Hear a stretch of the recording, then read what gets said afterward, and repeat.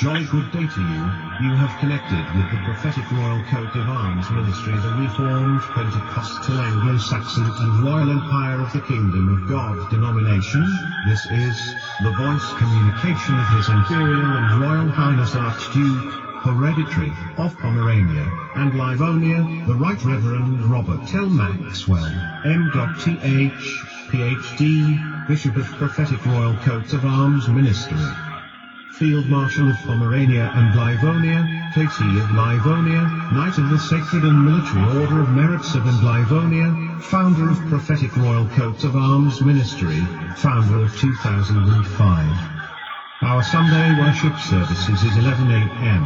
Our Thursday night Bible study is 7 p.m. This gentleman is not capable of taking your phone tinkle at present, so please, if you shall record a message and he shall get back to you. Presently, have a good day to you.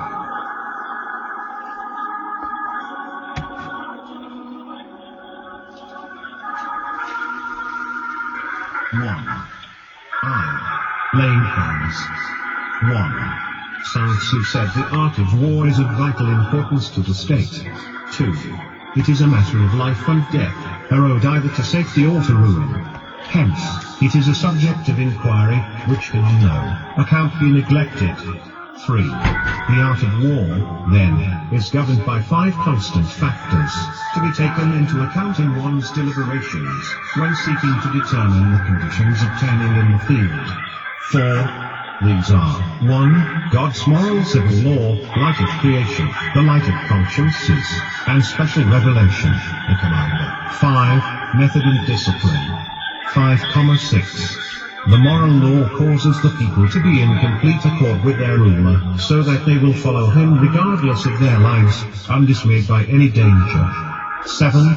Heaven signifies night and day, cold and heat, times and seasons. 8. Earth comprises distances, great and small, danger and security, open ground and narrow passes, the chances of life and death. 9.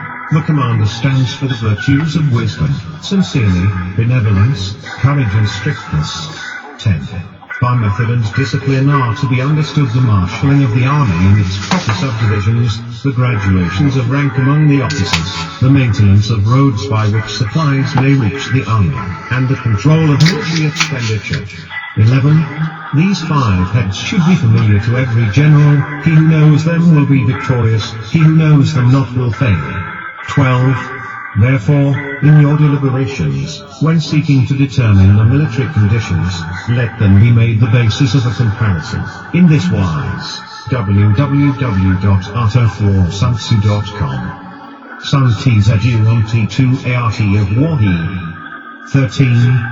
1. Which of the 2 sovereigns is imbued with the moral law? 2. Which of the 2 generals has most ability? 3. With whom laid the advantage is derived from heaven and earth? 4. On which side is discipline most rigorously enforced? 5. Which army is stronger? 6. On which side are officers and men more highly trained? 7. In which army is there the greater constancy in both reward and punishment? 14. By means of these 7 considerations, I can forecast victory or defeat. 15. The general that hearkens to my counsel and acts upon it will conquer, let such a one be retained in command. The general that hearkens not to my counsel nor acts upon it will suffer defeat, let such a one be dismissed. 16. While heading the profit of my counsel, avail yourself also of any helpful circumstances over and beyond the ordinary rules. 17. According as circumstances are favorable, one should modify one's plans. 18.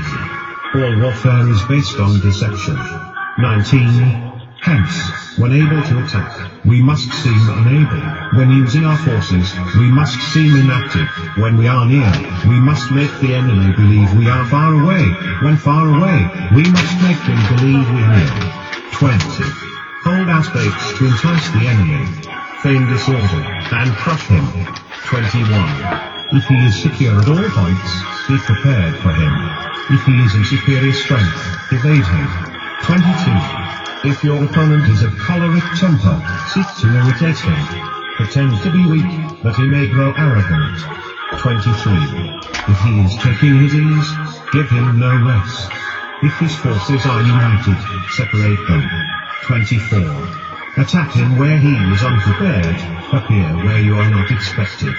25. These military devices, leading to victory, must not be divulged beforehand. 26. Now, the general who wins a battle makes many calculations in his temper ere the battle is fought. The general who loses a battle makes but few calculations beforehand. Thus do many calculations lead to victory and few calculations to defeat. How much more no calculation at all? It is by attention to this point that I can foresee who is likely to win or lose. www.artofthewarsoundsu.com. Waging War. 3. 2. Waging War. 1. Sun Tzu said, in the operations of war, where there are in the field 1,000 swift chariots, as many heavy chariots, and 100,000 mail-clad soldiers, with provisions enough to carry them 1,000 li, the expenditure of home and at the throne, including entertainments of guests.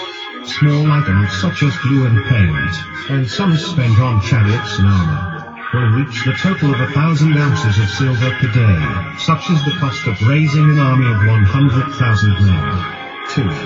When you engage in actual fighting, if victory is long in coming, then men's weapons will grow dull and their ardor will be dulled. If you lay siege to a town, you will exhaust your strength. 3. Again, if the campaign is protracted, the resources of the state will not be equal to the strain.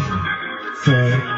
Now, when your weapons are dulled, your ardor damped, your strength exhausted and your treasure spent, other chieftains will spring up to take advantage of your extremity. Then no man, however wise, will be able to avert the consequences that must ensue. 5. Thus, though we have heard of stupid haste in war, cleverness has never been seen associated with long delays. 6. There is no instance of a country having benefited from prolonged warfare. 7. It is only one who is thoroughly acquainted with the evils of war that can thoroughly understand the profitable way of carrying it on. 8. The skillful soldier does not raise a second levy, neither are his supply wagons loaded more than twice. 9. Bring raw material with you from home, but forage on the enemy. Thus the army will have food enough for its needs. 10. Poverty of the state exchequer causes an army to be maintained by contributions from a distance. Contributing to maintain an army at a distance causes the people to be impoverished. www.artofthewarsoundsu.com. 4. Sun Tzu on the art of war. 11. On the other hand, the proximity of an army causes prices to go up and high prices cause the people's substance to be drained away. 12. When their substance is drained away, the peasantry will be afflicted by heavy exactions. 13,14. With this loss of substance and exhaustion of strength, the homes of the people will be stripped bare, and 3/10 of their income will be dissipated, while government expenses for broken chariots, worn-out horses, breastplates and helmets, bows and arrows, spears and shields, protective mantles, draft oxen and heavy wagons, will amount to 4/10 of its total revenue. 15. Hence, a wise general makes a point of foraging on the enemy. 1 cartload of the enemy's provisions is equivalent to 20 of one's own, and likewise a single picul of his provender is equivalent to 20 from one's own store. 16. Now in order to kill the enemy, our men must be roused to anger, that there may be advantage from defeating the enemy, they must have their rewards. 17. Therefore in chariot fighting, when 10 or more chariots have been taken, those should be rewarded who took the first. Our own flags should be substituted for those of the enemy, and the chariots mingled and used in conjunction with ours. The captured soldiers should be kindly treated and kept. 18. This is called, using the conquered foe to augment one's own strength. 19. In war, then, let your great object be victory, not lengthy campaigns. 20. Thus, it may be known that the leader of armies is the arbiter of the people's fate, the man on whom it depends whether the nation shall be in peace or in peril. www.arterforwarsoundsea.com. Attacked by a stratagem. 5. 3. Attacked by a stratagem. 1. Sun Tzu said in the practical art of war, the best thing of all is to take the enemy's country, whole and intact, thus to shatter and destroy it is not so good. Therefore, 2, it is better to recapture an army entire than to destroy it, to capture a regiment, a detachment or a company entire than to destroy them. 2. Hence, to fight and conquer in all your battles is not supreme excellence. Supreme excellence consists in breaking the enemy's resistance without fighting. 3. Thus, the highest form of generalship is to balk the enemy's plans. The next best is to prevent the junction of the enemy's forces. The next in order is to attack the enemy's army in the field. And the worst policy of all is to besiege walled cities. 4. The rule is not to besiege walled cities if it can possibly be avoided. The preparation of mantlets, movable shelters, and various implements of war will take up 3 whole months, and the piling up of mounds over against the walls will take 3 months more. 5. The general, unable to control his irritation, will launch his men to the assault like swarming ants, with the result that 1/3 of his men are slain, while the town still remains untaken. Such are the disastrous effects of a siege. 6. Therefore, the skillful leader subdues the enemy's troops without any fighting, he captures their cities without laying siege to them, he overthrows their kingdom without lengthy operations in the field.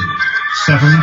With his forces intact, he will dispute the mastery of the empire, and thus, without losing a man, his triumph will be complete. This is the method of attacking by stratagem. 8. It is the rule in war, if our forces are 10 to the enemy's 1, to surround him, if 5 to 1, to attack him, if twice as numerous, to divide our army into 2. www.arterforwarsoundsea.com. Some tease at you on the ART of War 6-9, if equally matched, we can offer battle, if slightly inferior in numbers, we can avoid the enemy, if quite unequal in every way, we can flee from him. 10. Hence, though an obstinate fight may be made by a small force, in the end it must be captured by the larger force. 11. Now, the general is the bulwark of the state. If the bulwark is complete at all points, the state will be strong. If the bulwark is defective, the state will be weak. 12. There are 3 ways in which a ruler can bring misfortune upon his army. 13. 1. By commanding the army to advance or to retreat, being ignorant of the fact that it cannot obey. This is called hobbling the army. 14. 2. By attempting to govern an army in the same way as he administers a kingdom, being ignorant of the conditions which obtain in an army. This causes restlessness in the soldiers' minds. 15. 3. By employing the officers of his army without discrimination, through ignorance of the principle of adaptation to circumstances. This shakes the confidence of the soldiers. Military. 16. But, when the army is restless and distrustful, trouble is sure to come from the other feudal princes. This is simply bringing anarchy into the army, and flinging victory away. 17. Thus, we may know that there are 5 essentials for victory. 1. He will win who knows when to fight and when not to fight. 2. He will win who knows how to handle both superior and inferior forces. 3.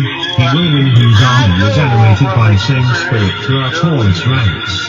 4. He will win who, prepared himself, waits to take the enemy unprepared. 5.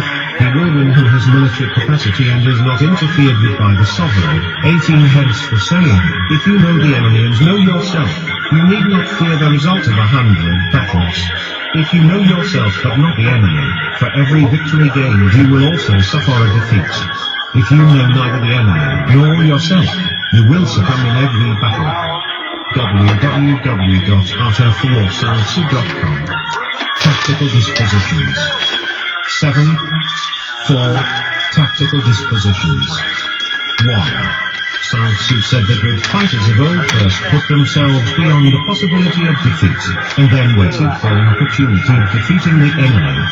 2. To secure ourselves against defeat lies in our own hands, but the opportunity of defeating the enemy is provided by the enemy himself. 3. Thus, the good fighter is able to secure himself against defeat, but cannot make certain of defeating the enemy. 4. Hence the saying, one may know how to conquer without being able to do it. 5. Security against defeat implies defensive tactics. Ability to defeat the enemy means taking the offensive. 6. Standing on the defensive indicates insufficient strength attacking, but superabundance of strength. 7. The general who is skilled in defense hides in the most secret recesses of the earth. He who is skilled in attack flashes forth from the topmost heights of heaven. Thus, on the one hand we have ability to protect ourselves, on the other, a victory that is complete. 8. To see victory only when it is within the ken of the common herd is not the acme of excellence. 9. Neither is it the acme of excellence if you fight and conquer and the whole empire says, well done. 10. To lift an autumn hair is no sign of great strength. To see the sun and moon is no sign of sharp sight. To hear the noise of thunder is no sign of a quick ear. 11. What the ancients called a clever fighter is one who not only wins, but also excels in winning with ease. www.artofwarsoundsu.com. 8. Sun Tzu's adieu on the art of war. 12. Hence, his victories bring him neither reputation for wisdom nor are credit for courage. 13. He wins his battles by making no mistakes. Making no mistakes what establishes the certainty of victory, for it means conquering an enemy that is already defeated. 14. Hence, the skillful fighter puts himself into a position which makes defeat impossible, and does not miss the moment for defeating the enemy. 15. Thus, it is that in war the victorious strategist only seeks battle after the victory has been won, whereas he who is destined to defeat first fights and afterwards looks for victory. 16. The consummate leader cultivates the moral law, and strictly adheres to method and discipline, thus, it is in his power to control success. 17. In respect of military method, we have, firstly, measurement, secondly, estimation of quantity, thirdly, calculation, fourthly, balancing of chances, fifthly, victory. 18. Measurement owes its existence to all. Estimation of quantity to measurement, calculation to estimation of quantity, balancing of chances to calculation, and victory to balancing of chances. 19. A victorious army opposed to a routed one is as a pound's weight placed in a scale against a single ball. 20. The onrush of a conquering force is like the bursting of pent-up waters into a chasm 1,000 fathoms deep. www.artofwarsoundsu.com. Energy. 9. The energy. 1. Sun Tzu said the control of a large force is the same principle as the control of a few men, it is merely a question of dividing their numbers. 2. Fighting with a large army under your command is no wise different from fighting with a small one. It is merely a question of instituting signs and signals. 3. To ensure that your whole host may withstand the brunt of the enemy's attack and remain unshaken, this is effected by maneuvers direct and indirect. 4. That the impact of your army may be like a grindstone dashed against an egg. This is effected by the science of weak points and strong. 5. In all fighting, the direct method may be used for joining battle, but indirect methods will be needed in order to secure victory. 6. Indirect tactics, efficiently applied, are inexhaustible as heaven and earth, unending as the flow of rivers and streams. Like the sun and moon, they end but to begin anew. Like the 4 seasons, they pass away to return once more. 7. There are not more than 5 musical notes, yet the combinations of this 5 give rise to more melodies than could ever be heard. 8. There are not more than 5 primary colors, blue, yellow, red, white, and black, yet in combination they produce more hues than can ever be seen. 9. There are not more than 5 cardinal tastes, sour, acrid, salt, sweet, bitter, yet combinations of the mild more flavors than can ever be tasted. 10. In battle, there are not more than two methods of attack, the direct and the indirect, yet these two in combination give rise to an endless series of maneuvers. www.artofwarsancid.com 10. Some T's are due on the ART of war. 11. The direct and the indirect lead on to each other in turn. It is like moving in a circle, you never end. Who can exhaust the possibilities of their combination? 12. The onset of troops is like the rush of a torrent, which will even roll stones along in its course. 13. The quality of decision is like the well-timed swoop of a falcon, which enables it to strike and destroy its victim. 14. Therefore, the good fighter will be terrible in his onset, and prompt in his decision. 15. Energy may be likened to the bending of a crossbow, decision, to the releasing of a trigger. 16. Amid the turmoil and tumult of battle, there may be seeming disorder and yet no real disorder at all. Amid confusion and chaos, your array may be without head or tail, yet it will be proof against defeat. 17. Simulated disorder postulates perfect discipline, simulated fear postulates courage, simulated weakness postulates strength. 18. Hiding order beneath the cloak of disorder is simply a question of subdivision. Concealing courage under a show of timidity presupposes a fund of latent energy. Masking strength with weaknesses to be effected by tactical dispositions. 19. Thus, one who is skillful at keeping the enemy on the move maintains deceitful appearances, according to which the enemy will act. He sacrifices something that the enemy may snatch at it. 20. By holding out bait, he keeps him on the march, then with a body of picked men he lies in wait for him. 21. The clever combatant looks to the effect of combined energy, and does not require too much from individuals. Hence, his ability to pick out the right men and utilize combined energy. 22. When he utilizes combined energy, his fighting men become as it were like unto rolling logs or stones. For it is the nature of a log or stone to remain motionless on level ground, and to move when on a slope if fork-cornered, to come to a standstill, but if round-shaped, to go rolling down. 23. Thus, the energy developed by good fighting men is as the momentum of a round stone rolled down a mountain thousands of feet in height. So much on the subject of energy. www.artofwarsancid.com Weak points and strong. 11. By weak points and strong. 1. Sansu said whoever is first in the field and awaits the coming of the enemy, will be fresh for the fight. Whoever is second in the field and has to hasten to battle will arrive exhausted. 2. Therefore the clever combatant imposes his will on the enemy, but does not allow the enemy's will to be imposed on him. 3. By holding out advantages to him, he can cause the enemy to approach of his own accord, or, by inflicting damage, he can make it impossible for the enemy to draw near. 4. If the enemy is taking his ease, he can harass him. If well supplied with food, he can starve him out. If quietly encamped, he can force him to move. 5. Appear at points, which the enemy must hasten to defend, march swiftly to places where you are not expected. 6. An army may march great distances without distress, if it marches through country where the enemy is not. 7. You can be sure of succeeding in your attacks if you only attack places which are undefended. You can ensure the safety of your defense if you only hold positions that cannot be attacked. 8. Hence, the general is skillful in attack whose opponent does not know what to defend, and he is skillful in defense whose opponent does not know what to attack. 9. O divine art of subtlety and secrecy, through you we learn to be invisible, through you inaudible, and hence we can hold the enemy's fate in our hands. 10. You may advance and be irresistible, if you make for the enemy's weak points. You may retire and be safe from pursuit if your movements are more rapid than those of the enemy are. www.artofwarsancid.com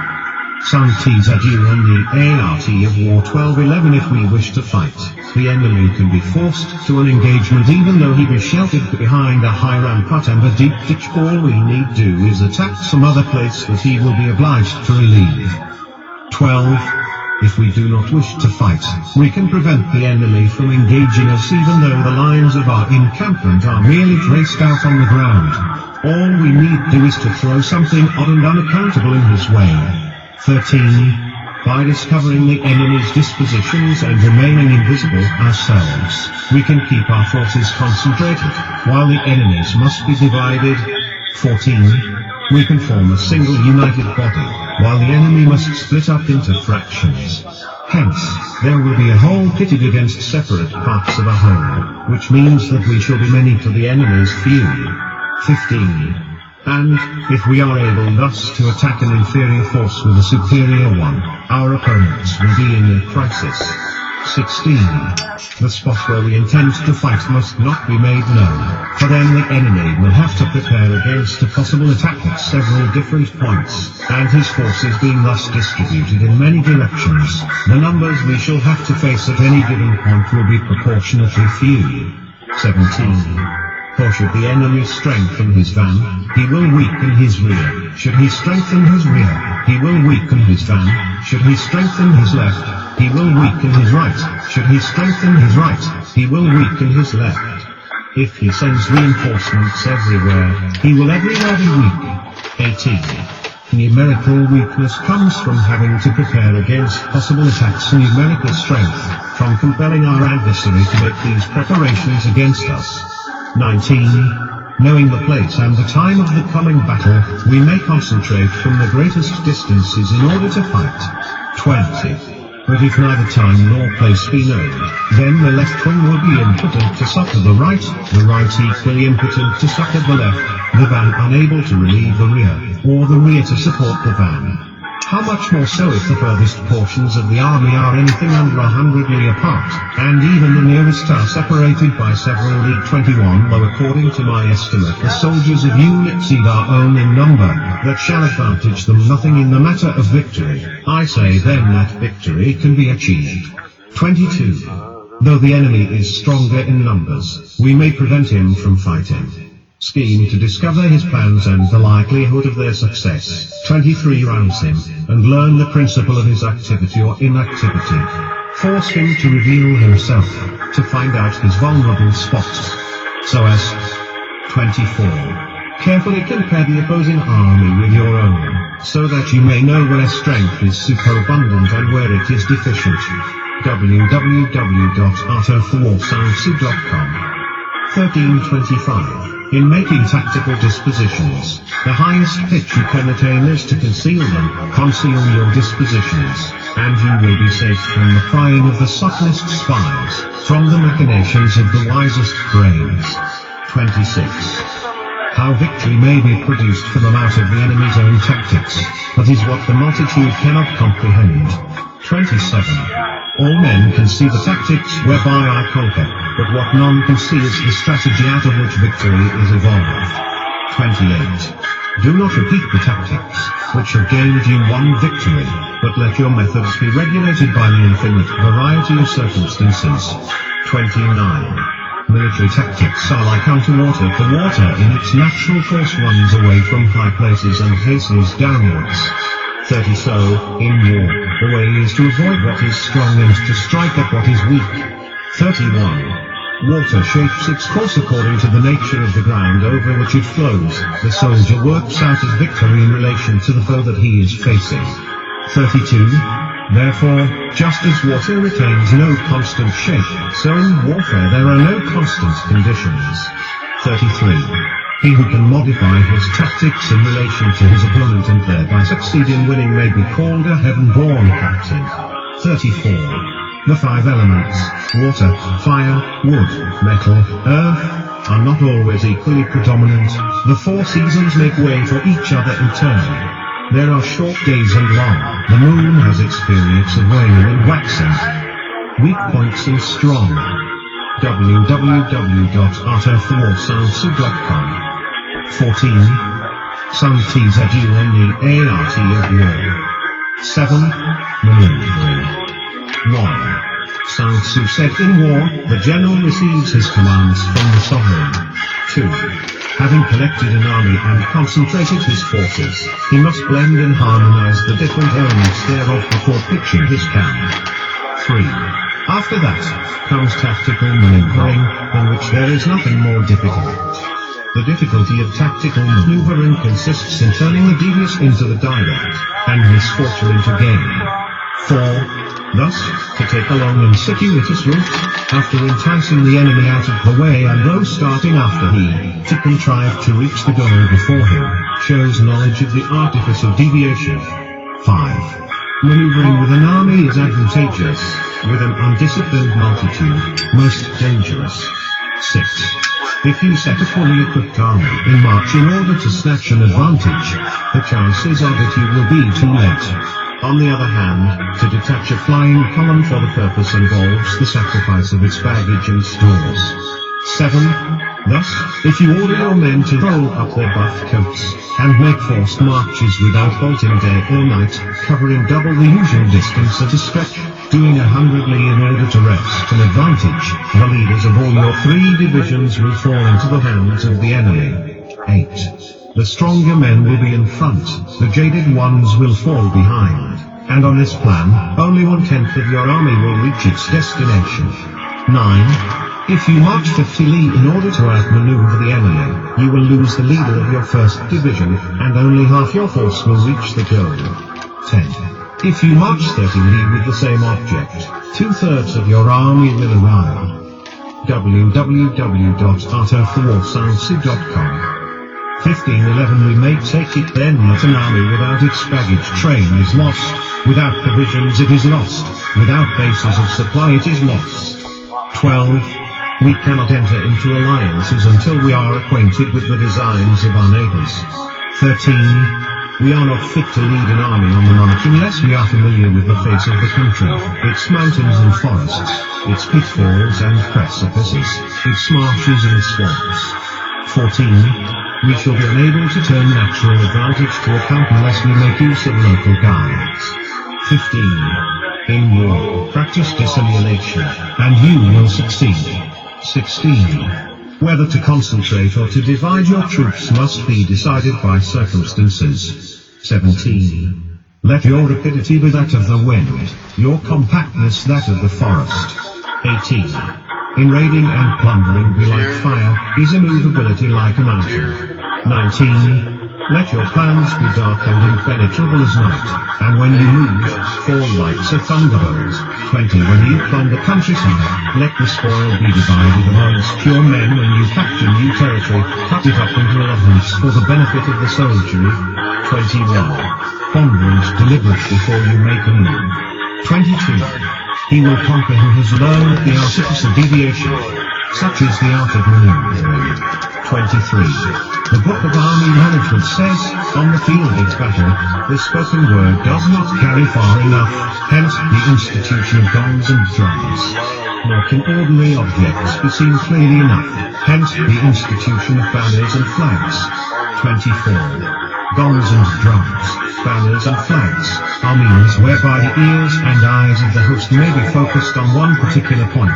25. The host thus forming a single united body, is it impossible either for the brave to advance alone, or for the cowardly to retreat alone.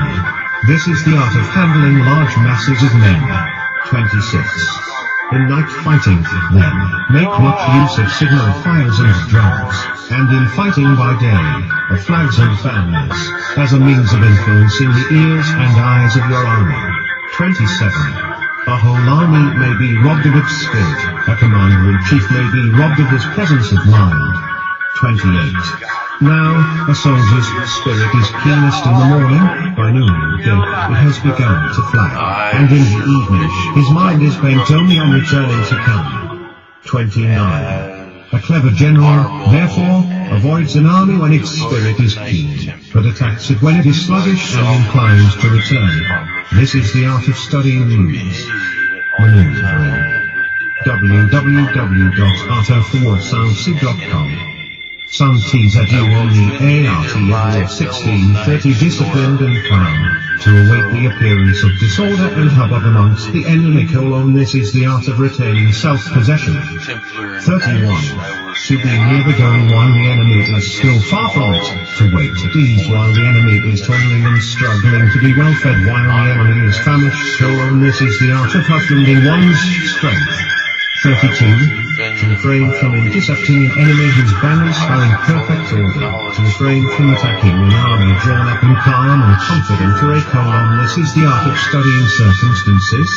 33. It is a military axiom not to advance uphill against the enemy, nor to oppose him when he comes downhill. 34. Do not pursue an enemy who simulates flight. Do not attack soldiers whose temper is keen. 35. Do not swallow bait offered by the enemy. Do not interfere with an army that is returning home. 36. When you surround an army, leave an outlet free. Do not press a desperate foe too hard. 37. Such is the art of warfare. www.artofwarsounds.com. Variation in tactics. 17. 8. Variation in tactics. 1. Sun Tzu said, in war, the general receives his commands from the sovereign, collects his army and concentrates his forces too.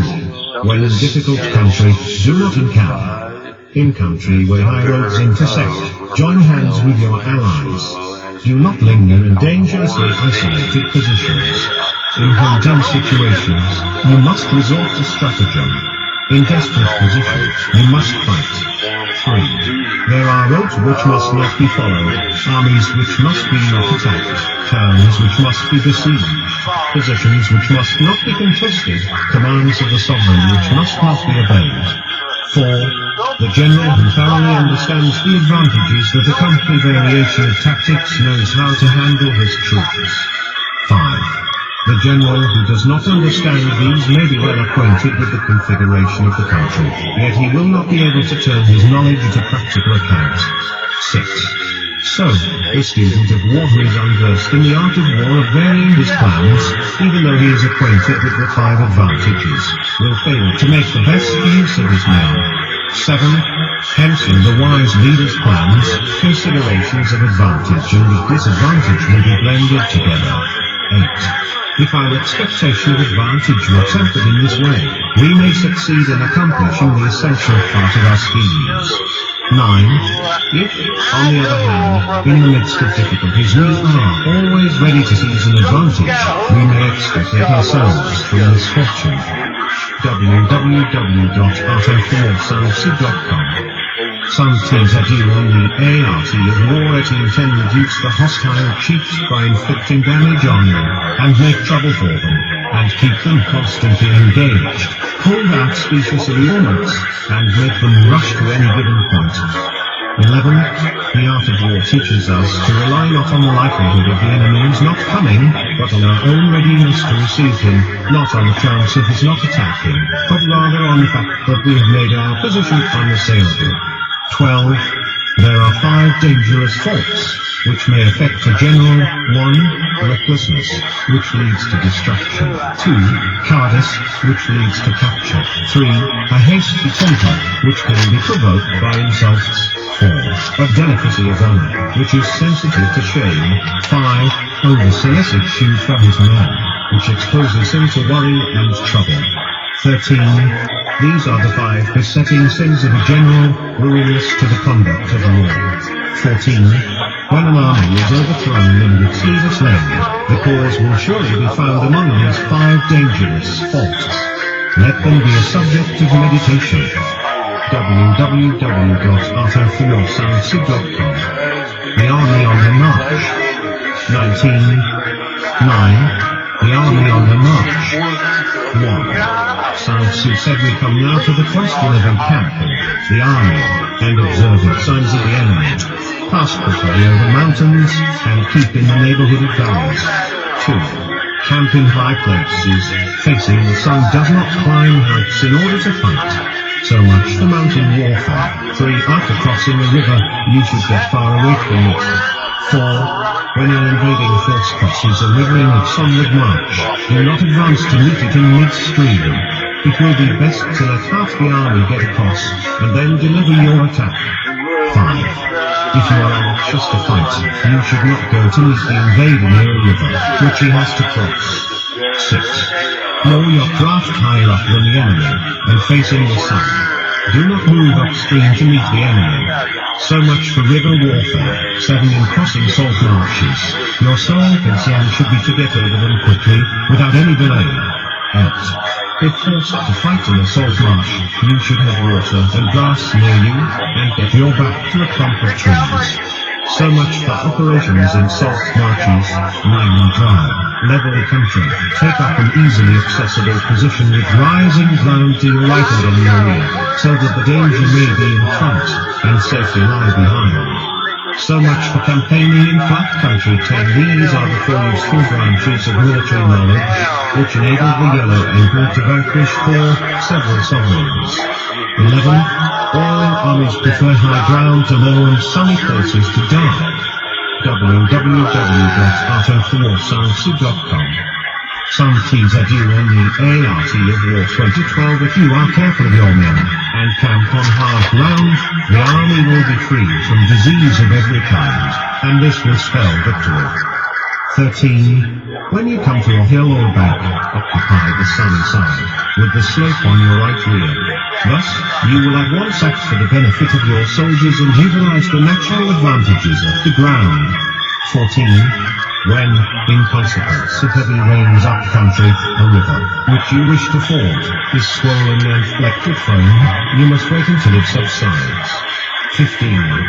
Country in which there are precipitous cliffs with torrents running between deep natural hollows, confined places, tangled thickets, quagmires and crevasses, should be left with all possible speed and not approached. 16. While we keep away from such places, we should get the enemy to approach them. While we face them, we should let the enemy have them on his rear. 17. If in the neighborhood of your camp there should be any hilly country, ponds surrounded by aquatic grass, hollow basins filled with reeds, borders with thick undergrowth, they must be carefully rooted out and searched, for these are places where men in ambush or insidious spies are likely to be lurking. 18. When the enemy is nearby and remains quiet, he is relying on the natural strength of his position. 19. When he keeps aloof and tries to provoke a battle, he is anxious for the other side to advance. 20. If his place of encampment is easy of access, he is tender in bed. 21. Movement amongst the trees of a forest shows that the enemy is advancing. The appearance of a number of screens in the midst of thick grass means that the enemy wants to make us suspicious. 22. The rising of birds and their flight is the sign of an ambuscade. Startled beasts indicate that a sudden attack is coming. 23. When there is dust rising in a high column, it is the sign of chariots advancing. When the dust is low, but spread over a wide area, it betokens the approach of infantry. When it branches out in different directions, it shows that parties have been sent to collect firewood. A few clouds of dust moving back and forth signify that the army is encamping. 24. Humble words and increased preparations are signs that the enemy is about to advance. Violent language and driving forward as if to the attack are signs that he will retreat. 25. When the light chariots come out first and take up a position on the wings, it is a sign that the enemy is forming for battle. 26. Peace proposals unaccompanied by a sworn covenant indicate a plot. 27. When there is much running about and the soldiers fall into rank, it means that the critical moment has come. www.artofwarsancid.com. The army on the march. 28. When some are seen advancing and some retreating, it is leave. 29. When the soldiers stand leaning on their spears, they are faint from want of food. 21. 30. If those who are sent to draw water begin by drinking themselves, the army is suffering from thirst. 31. If the enemy sees an advantage to be gained and makes no effort to secure it, the soldiers are exhausted. 32. If birds gather on any spot, it is unoccupied. Clamor by night betokens nervousness. 33. If there is disturbance in the camp, the general's authority is weak. If the banners and flags are shifted about, sedition is afoot. If the officers are angry, it means that the men are weary. 34. When an army feeds its horses with grain and kills its cattle for food, and when the men do not hang their cooking pots over the campfires, showing that they will not return to their tents, you may know that they are determined to fight to the death. 35. The sight of men whispering together in small, not so speaking and subdued tones points to disaffection amongst the regular members. 36. Too frequent rewards signify that the enemy is at the end of his resources. Too many punishments betray a condition of dire distress. 37. To begin by bluster, but afterwards to take fright at the enemy's numbers, shows a supreme lack of intelligence. 38. When envoys are sent with compliments in their mouths, it is a sign that the enemy wishes for a truce. 39. If the enemy's troops march up angrily and remain facing ours for a long time without either joining battle or taking himself or herself off again, the situation is one that demands great vigilance and circumspection. 40. If our troops are no more in number than the enemy that is amply sufficient, it only means that no direct attack can be made. What we can do is simply to concentrate our available strength, keep a close watch on the enemy, and obtain reinforcements. 41. He who exercises no forethought but makes light of his opponents is sure to be captured by them. 42.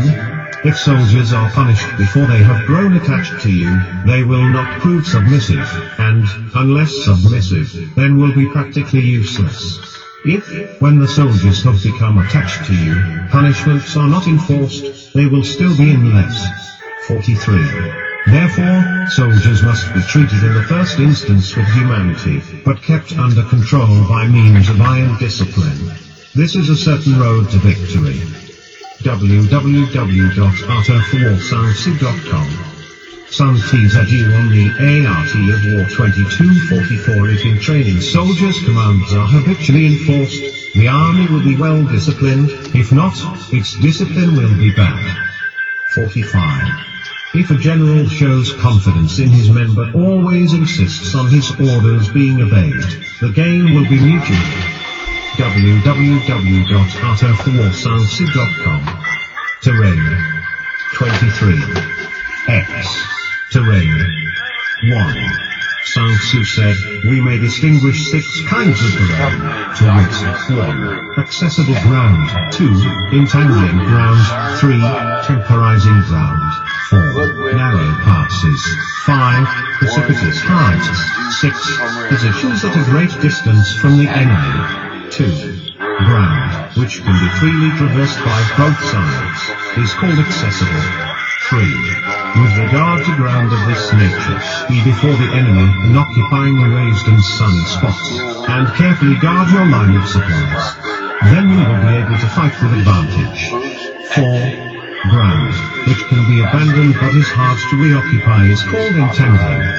5. From a position of this sort, if the enemy is unprepared, you may sally forth and defeat him.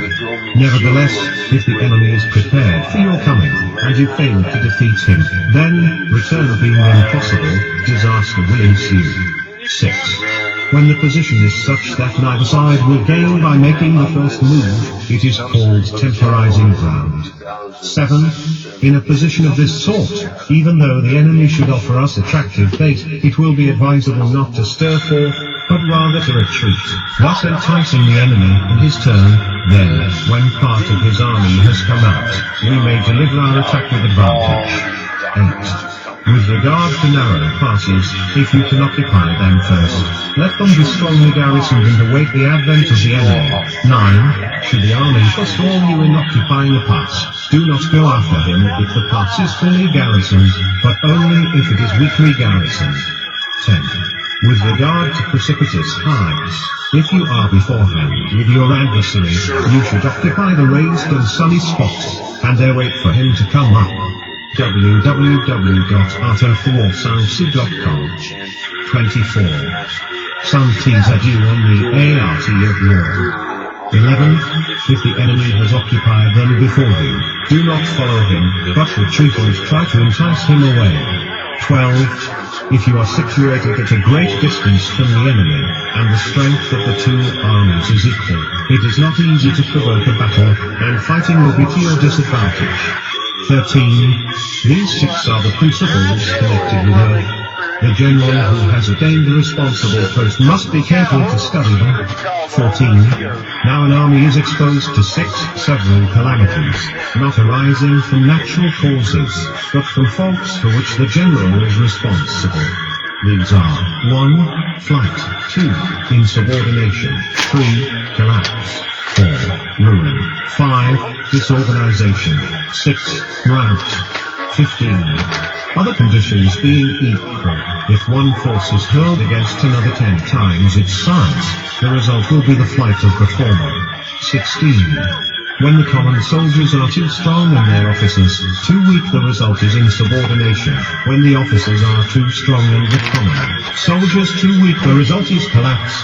17. When the higher officers are angry and insubordinate, and on meeting the enemy give battle on their own account from a feeling of resentment before the commander-in-chief can tell whether or no he is in a position to fight, the result is ruin.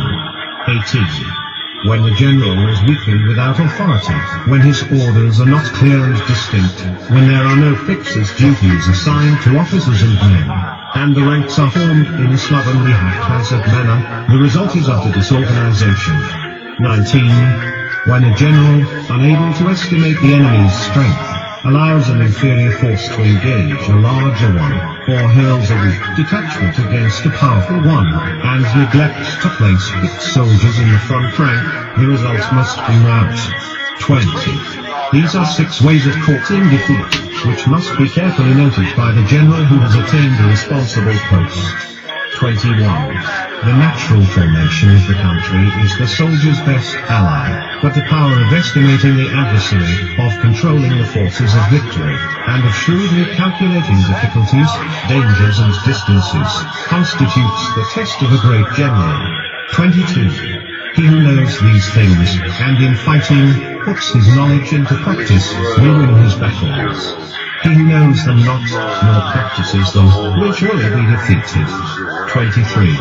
If fighting is sure to result in victory, then you must fight, even though the ruler forbid it. If fighting will not result in victory, then you must not fight even at the ruler's bidding. 24. The general who advances without coveting fame and retreats without fear and disgrace, whose only thought is to protect his country and do good service for his sovereign, is the jewel of the kingdom. www.artofwarsounds.com. 25. Regard your soldiers as your children, and they will follow you into the deepest valleys. Look upon them as your own beloved sons, and they will stand by you even unto death. 26. If, however, you are indulgent, but unable to make your authority felt, kind-hearted, but unable to enforce your commands, and incapable, moreover, of quelling disorder, then your soldiers must be likened to spoiled children. They are useless for any practical purpose. 27. If we know that our own men are in a condition to attack, but are unaware that the enemy is not open to attack, we have gone only halfway towards victory. 28. If we know that the enemy is open to attack, but are unaware that our own men are not in a condition to attack, we have gone only halfway towards victory. 29. If we know that the enemy is open to attack, and know that our men are in a condition to attack, but are unaware that the nature of the ground makes fighting impracticable, we have still gone only halfway towards victory. 30. Hence, the experienced soldier, once in motion, is never bewildered. Once he has broken camp, he is never at a loss. 31. Hence the saying, if you know the enemy and know yourself, your victory will not stand in doubt. If you know heaven and know earth, you may make your victory complete. Terrain. www.artofwarsounds.com. 26. Some tease at you on the ART of war. 11. The 9 situations. 1. Sun Tzu said, the art of war recognizes 9 varieties of ground. 1. Dispersive ground. 2. Facile ground. 3. Contentious ground. 4. Open ground. 5. Ground of intersecting highways. 6. Serious ground. 7. Difficult ground. 8. Hemmed-in ground. 9. Desperate ground. 2. When a chieftain is fighting in his own territory, it is dispersive ground. 3. When he has penetrated into hostile territory, but to no great distance, it is facile ground. 4. Ground the possession of which imports great advantage to either side, is contentious ground. 5. Ground on which each side has liberty of movement is open ground. 6. Ground, which forms the key to 3 contiguous states, so that he who occupies it first has most of the empire at his command, is a ground of intersecting highways. 7. When an army has penetrated into the heart of a hostile country, leaving a number of fortified cities in its rear, it is serious ground. 8. Mountain forests, rugged steeps, marshes and fens, all country that is hard to traverse, this is difficult ground. 9. Ground which is reached through narrow gorges, and from which we can only retire by tortuous paths, so that a small number of the enemy would suffice to crush a large body of our men. This is hemmed-in ground. 10. Ground on which we can only be saved from destruction by fighting immediately is desperate ground. 11. On dispersive ground, therefore, fight not. On facile ground, halt not. On contentious ground, attack not.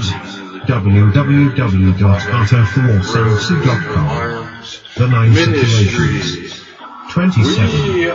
12. On open ground, do not try to block the enemy's way. On the ground of intersecting highways, join hands with your allies. 13. On serious ground, gather and plunder. In difficult ground, keep steadily on the march. 14. On hemmed-in ground, resort to stratagem. On desperate ground, fight. 15.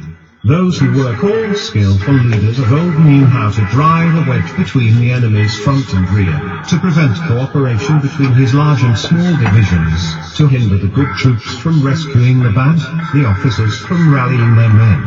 16. When the enemy's men were united, they managed to keep them in disorder. 17. When it was to their advantage, they made a forward move, when otherwise, they stopped still. 18. If asked how to cope with a great host of the enemy in orderly array and on the point of marching to the attack, I should say, begin by seizing something which your opponent holds dear, then he will be amenable to your will. 19. Rapidity is the essence of war. Take advantage of the enemy's unreadiness, make your way by unexpected routes, and attack unguarded spots. 20. The following are the principles to be observed by an invading force. The further you penetrate into a country, the greater will be the solidarity of your troops, and thus the defenders will not prevail against you. 21. Make forays in fertile country in order to supply your army with food. 22. Carefully study the well-being of your men, and do not overtax them. Concentrate your energy and hoard your strength. Keep your army continually on the move, and devise unfathomable plans. 23. Throw your soldiers into positions whence there is no escape, and they will prefer death to flight. If they will face death, there is nothing they may not achieve. Officers and men alike will put forth their uttermost strength. 24. Soldiers when in desperate straits lose the sense of fear. If there is no place of refuge, they will stand firm. If they are in hostile country, they will show a stubborn front. If there is no help for it, they will fight hard. 25. Thus, without waiting to be marshaled, the soldiers will be constantly on the qui-vive. Without waiting to be asked, they will do your will. Without restrictions, they will be faithful. Without giving orders, they can be trusted. 26. Prohibit the taking of omens, and do away with superstitious doubts. Then, until death itself comes, no calamity need be feared. 27. If our soldiers are not overburdened with money, it is not because they have distaste for riches. If their lives are not unduly long, it is not because they are disinclined to longevity. www.artofwarsoundsu.com. Some T's are due on the ART of War 28. On the day they are ordered out to battle, your soldiers may weep, those sitting up bedewing their garments and those lying down letting the tears run down their cheeks. However, let them once be brought to bay, and they will display the courage of a Chu or a Kua. 29. The skillful tactician may be likened to the Shuai-January. Now the Shuai-Jan is a snake that is found in the Sichuan mountains. Strike at its head, and you will be attacked by its tail. Strike at its tail, and you will be attacked by its head. Strike at its middle, and you will be attacked by head and tail both. 30. Asked if an army can be made to imitate the Shuai-Jan, I should answer, yes. For the men of Wu and the men of Yu are enemies, yet if they are crossing a river in the same boat and are caught by a storm, they will come to each other's assistance just as the left hand helps the right. 31. Hence, it is not enough to put one's trust in the tethering of horses, and the burying of chariot wheels in the ground. 32. The principle on which to manage an army is to set up one standard of courage, which all must reach. 33. How to make the best of both strong and weak, that is a question involving the proper use of ground. 34. Thus, the skillful general conducts his army just as though he were leading a single man, willy-nilly, by the hand. 35. It is the business of the general to be quiet and thus ensure secrecy, upright and just, and thus maintain order. 36.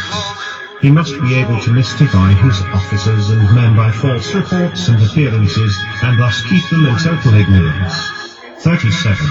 By altering his arrangements and changing his plans, he keeps the enemy without definite knowledge. By shifting his camp and taking circuitous routes, he prevents the enemy from anticipating his purpose. 38.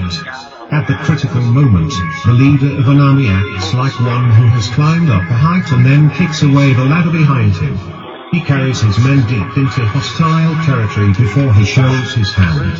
39. He burns his boats and breaks his cooking pots. Like a shepherd driving a flock of sheep, he drives his men this way and that, and nothing knows whither he is going. 40.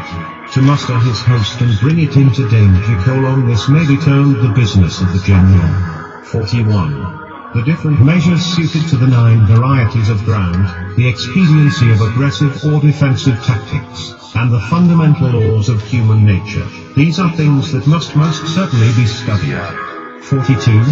When invading hostile territory, the general principle is that penetrating deeply brings cohesion. Penetrating but shortly means dispersion. www.artofwarsoundsu.com. 2943. When you leave your own country behind, and take your army across neighborhood territory, you find yourself on critical ground. When there are means of communication on all 4 sides, the ground is one of intersecting highways. 44. When you penetrate deeply into a country, it is serious ground. When you penetrate but a little way, it is facile ground. 45. When you have the enemy's strongholds on your rear, and narrow passes in front, it is hemmed in ground. When there is no place of refuge at all, it is desperate ground. 46. Therefore, on dispersed ground, I would inspire my men with unity of purpose.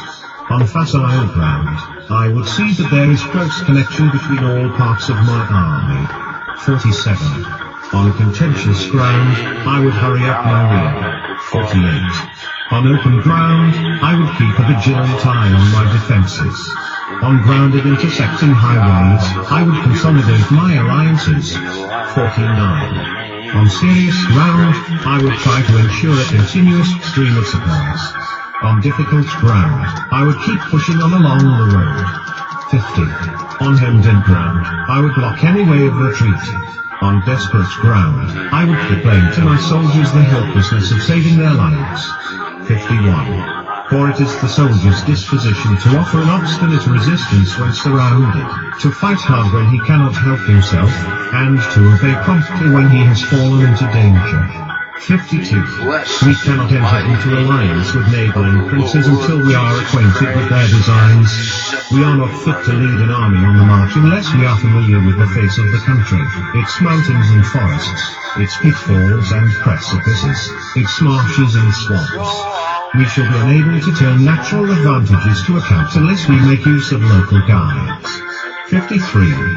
To be ignored of any one of the following 4 or 5 principles does not befit a warlike prince.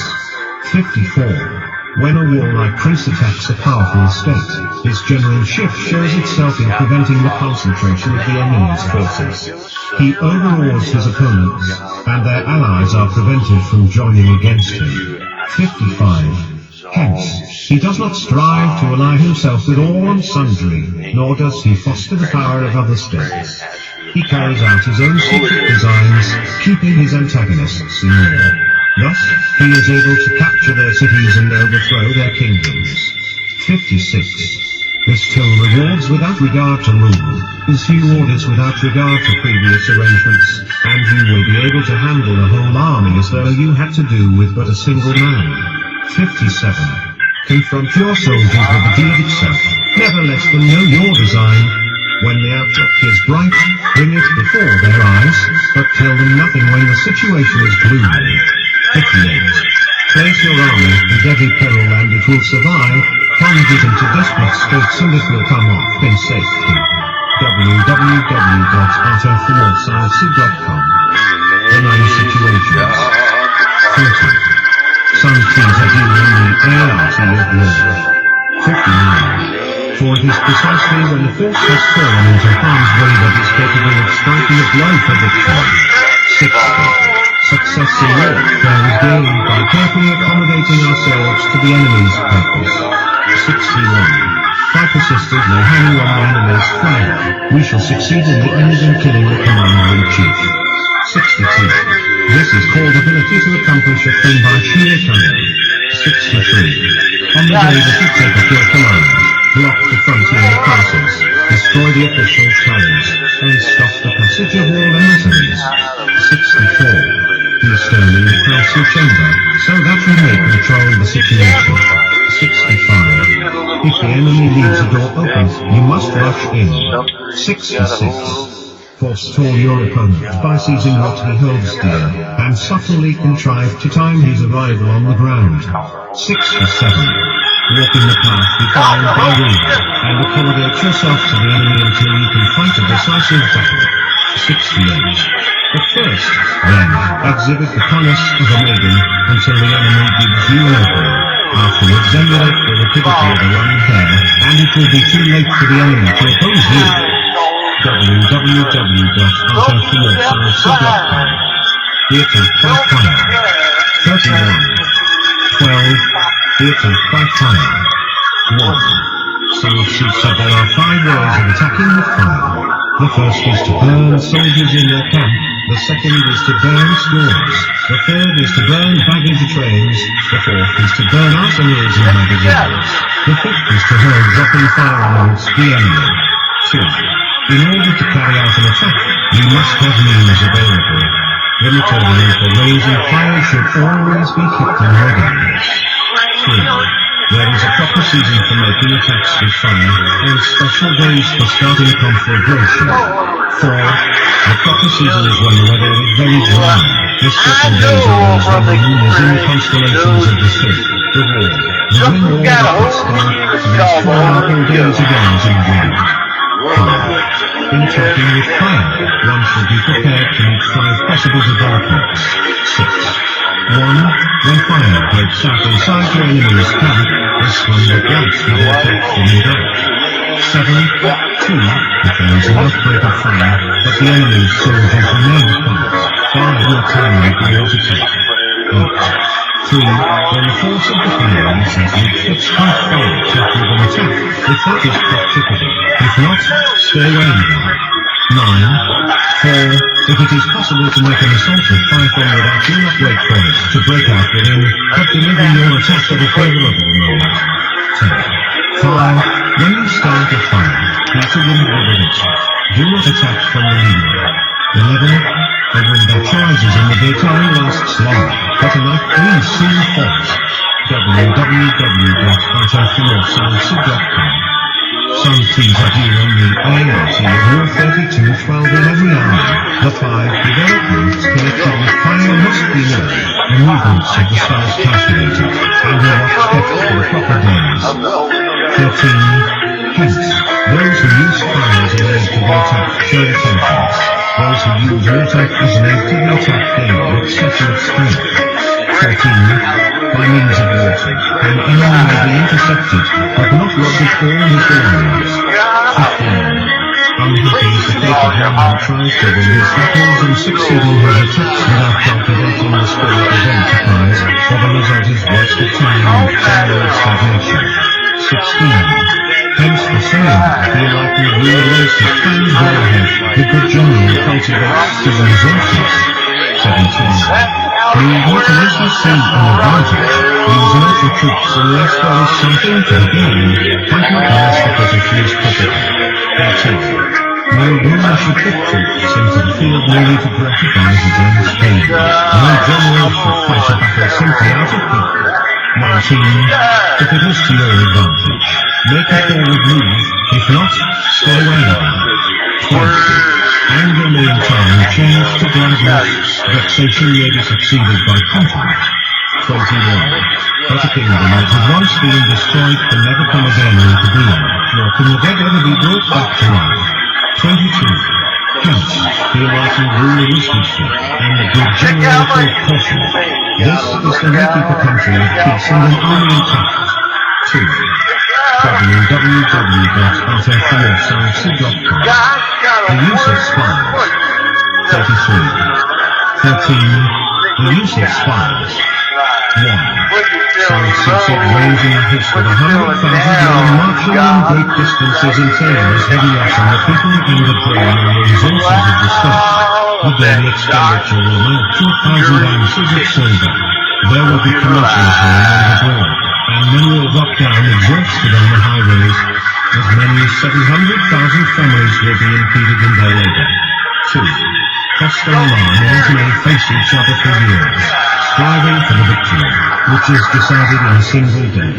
This being so, to remain in ignorance of the enemy's condition simply because one grudges the offer of 100 ounces of silver in lilies and emoluments is the height of inhumanity. 3. One who acts thus is no leader of men, no present help to his sovereign, as no master of victory. 4. Thus, what enables the wise sovereign and the good general to strike and conquer, and achieve things beyond the reach of ordinary men, is foreknowledge. 5. Now, this foreknowledge cannot be elicited from spirits, it cannot be obtained inductively from experience, or by any deductive calculation. 6. Knowledge of the enemy's dispositions can only be obtained from other men. 7. Hence the use of spies, of whom there are 5 classes.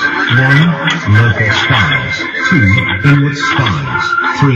Converted spies. 4. Doomed spies. 5. Surviving spies. 8. When these 5 kinds of spy are all at work, none can discover the secret system. This is called divine manipulation of the threads. It is the sovereign's most precious faculty. 9. Having local spies means employing the services of the inhabitants of a district. 10. Having inward spies, making use of officials of the enemy. www.archduke.com. Some keys are due on the ART of war. 11. Having converted spies, getting hold of the enemy's spies and using them for our own purposes. 12. Having doomed spies, doing certain things openly for purposes of deception, and allowing our spies to know of them and report them to the enemy. 13. Surviving spies, finally, are those who bring back news from the enemy's camp. 14. Hence, it is that the crime of Pomerania arranges relations to be maintained in with spies. None should be more liberally rewarded, and no other business should greater secrecy be preserved. 15. Spies cannot be usefully employed without a certain intuitive sagacity. 16. They cannot be properly managed without benevolence and straightforwardness. 17. Without subtle ingenuity of mind, one cannot make certain of the truth of their reports. 18. Be subtle. Be social. In addition, use your spies for every kind of business. 19. If a secret piece of news is divulged by a spy before the time is right, he must be put to death together with the man to whom the secret is told. 20. Whether the object be to crush an army, to storm a city, or to assassinate an individual, it is always necessary to begin by finding out the names of the attendants, the aide-de-camp, and doorkeepers and sentries of the general in command. Our spies must be commissioned to ascertain these. 21. The enemy's spies who have come to spy on us must be sought out, tempted with bribes, led away and comfortably housed. Thus they will become converted spies and available for our service. 22. It is through the information brought by the converted spy that we are able to acquire and employ local and inward spies. 23. It is owing to his information, again, that we can cause the doomed spy to carry false tidings to the enemy. 24. Lastly, it is by his information that the surviving spy can be used on appointed occasions. 25. The end and aim of spying in all its 5 varieties is knowledge of the enemy, and this knowledge can only be derived, in the first instance, from the converted spy. Hence, it is essential that the converted spy be treated with the utmost liberality. 26. The rise of the Yin dynasty was due to Archduke who had served under Vassal. Likewise, the rise of the True dynasty was due to Livonia who had served under the Yin. 27. Hence, it is only the enlightened ruler and the wise general who wields the highest intelligence of the army for purposes of spying and thereby they achieve great results. Spies are the most important element in the mission because on them depends an army's ability to move. www.arterforwardscience.com 35. Understanding some things are due on the art of war. Understanding Sun Tzu on the art of war is both an interpretation and the source of Sun Tzu's art of war that clarifies Sun Tzu's philosophies on war without compromising the subtlety of thought needed to master them. It contains a complete, updated translation of Sun Tzu's art of war and an extensive interpretation of Sun Tzu's art of war designed to make Sun Tzu's ideas useful. Understanding Sun Tzu on the Art of War is in use by the National Defense University and the U.S. Naval War College as a text for senior military officers. Heartland Reviews as a retired military intelligence professional and conflict theorist. I must say this is the best interpretation of Sun Tzu's classic work I have read. The author focuses on the meanings behind this ancient Chinese war philosopher's writings. He puts them into a modern context, making them easy to understand. Apparently, the Department of Defense agrees with me on this, since they have selected Mr. Cantrell's book as a text for the National War College in Washington, D.C. This is necessary read for all military officers and business leaders. It rated a perfect 5 hearts. Bob Spear, publisher and chief reviewer for Heartland Reviews, Leavenworth, KS Midwest Book Reviews, Reviewer's Choice Selection. Robert L. Cantrell's Understanding Sun Tzu on the Art of War contains both the complete translated text of Sun Tzu's enduring classic on battle strategy, and a modern-day interpretation packed with advice on leadership, learning to keep one's intentions a secret from one's opponents, leveraging advantages as the key to victory, and a great deal more.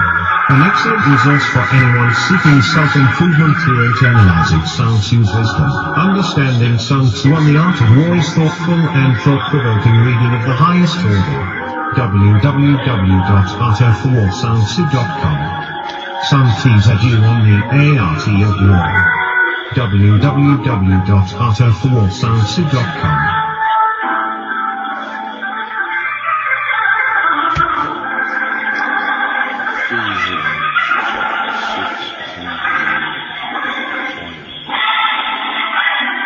F. 16 to 25. My brethren, be strong in the Lord, and in the power of his might. 11. Put on the whole armor of God, that ye may be able to stand against the wiles of the devil. 12 For you wrestle not against flesh and blood, but against principalities, against powers, against the rulers of the darkness of this world, against spiritual wickedness in high places. 13 Therefore take unto you the whole armor of God, that ye may be able to withstand in the evil day, and having done all, to stand. 14 Stand therefore, having your loins girt about with truth, and having on the breastplate of righteousness.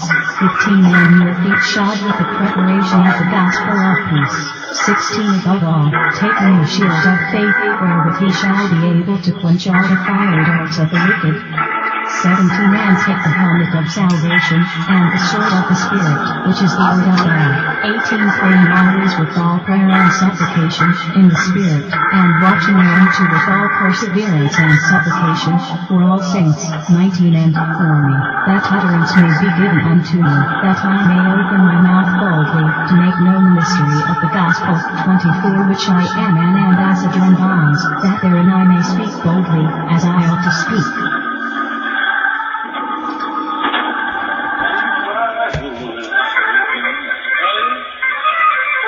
Jolly good day to you. You have connected with the Prophetic Royal Coat of Arms Ministry, the Reformed, Pentecostal, Anglo-Saxon and Royal Empire of the Kingdom of God denomination. This is the voice communication of His Imperial and Royal Highness Archduke, hereditary, of Pomerania and Livonia, the Right Reverend Robert L. Maxwell, M.Th, Ph.D, Bishop of Prophetic Royal Coat of Arms Ministry. Field Marshal of Pomerania and Livonia, K.T. of Livonia, Knight of the Sacred and Military Order of Merits of and Livonia, Founder of Prophetic Royal Coat of Arms Ministry, Founder of 2005. Our Sunday worship services is 11 a.m. Our Thursday night Bible study is 7 p.m. This gentleman is not capable of taking your phone tinkle at present, so please, if you shall record a message and he shall get back to you. Presently, have a good day to you.